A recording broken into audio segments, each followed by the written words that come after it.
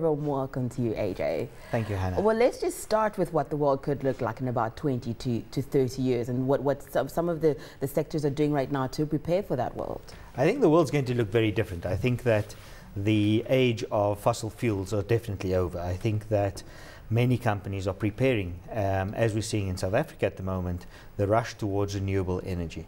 So I think that without a doubt, the world that as we know today, is definitely going to change. You were talking to me about just taking a look at what's happened in our past as human beings. There's always been a disruptive energy, and how we could be expecting that disruptive energy to come actually sooner than we think it will.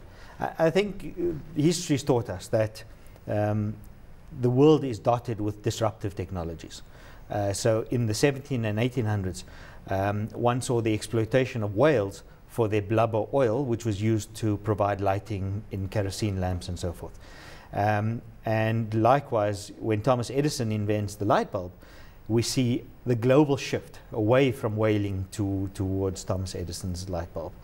Similarly, with the vehicle, Henry T. Ford invents the T. Ford motor vehicle, which replaces the needs for horses and carriages. So I think we're on the tip of another disruptive technology. So if you look at globally, vehicle manufacturers have all indicated a move towards either hybrid vehicles, electrical vehicles, or hydrogen vehicles. One of the things that I asked you, though, AJ, was just talking about electrical vehicles. I say to you that in the 80s we had electric cars, and there was that onset, and it seemed as though the oil industry pulled their muscle, and the electric car disappeared. Yeah. How do we know that could not happen again? I think there's a realization globally. The price of crude oil is significantly higher than it was in the 80s.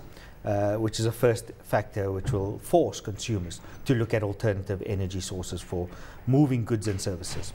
The second factor is that the demand is actually being driven by the consumer this time around, and vehicle manufacturers are themselves flexing their muscle to say, actually, the internal combustion engine that we use today is no longer going to be available in production vehicles going forward. So Ford, for example, globally have stated by 2030, they will stop producing an internal combustion globally. Let's just talk a little bit about sustainable. When we talk about sustainability, one of the huge concerns is the environment. And you were saying, and as a mom myself, I also worry about this. You were talking about how you're thinking of your children, you think of your grandchildren. People are taking it personally to think, what kind of a world are we leaving for them? And consumers now purchasing differently because of that. Absolutely. I think that we're all concerned about the future. I think that it's not only about our lives, it's about the lives of generations that are yet to come. We have only one planet. We don't have a plan B or planet B unless we're planning on colonizing Mars.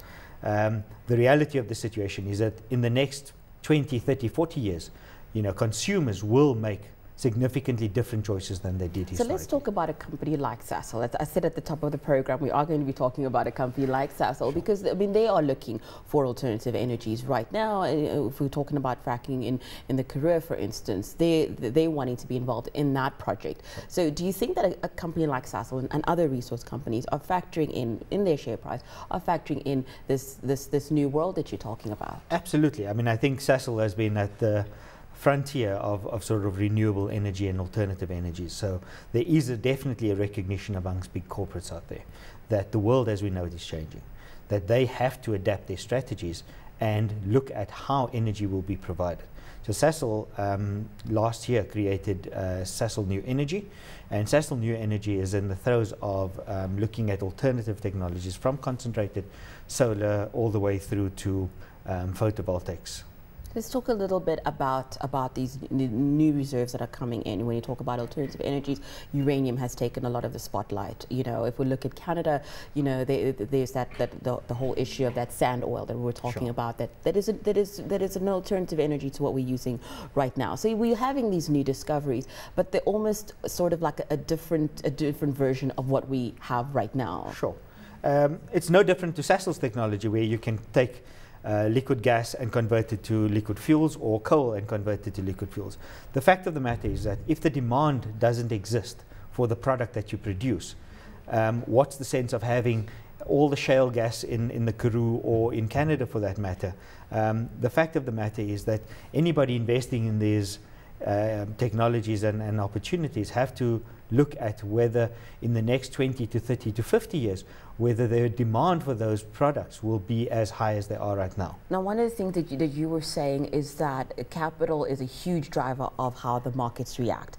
And we're talking about how pension funds, for instance, could actually change the way that the markets are operating right now, and probably even force some of these companies to change the way that they're doing business and to look at energies that are completely different to what they're using now. Absolutely. I think that if you look at the government employee pension fund, they've adopted the equator principles. The big four banks in South Africa have equally adopted the equator principles of responsible investment, which forces them to look at their portfolios and saying, do the portfolios that we have investments in, are they sustainable in the longer term?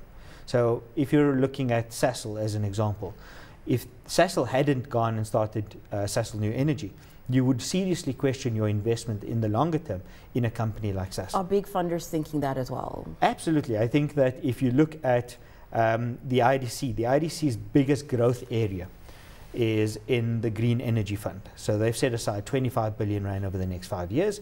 And the busiest unit within the IDC currently is actually the green energy unit. Let's talk about the power of the consumer, because at the end of the day, that's what it boils down to. You know, what am I going to buy? You know, what are you going to be purchasing? How much is that playing a role?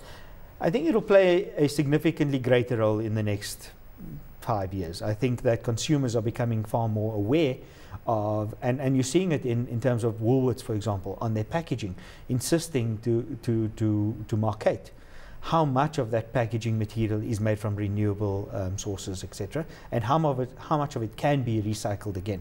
So I certainly think that consumers are becoming increasingly aware of the impact that they're having on the environment, and therefore are starting to make significantly different choices than they did historically. Thank you so much for joining us, Ajay. Fantastic conversation, very interesting.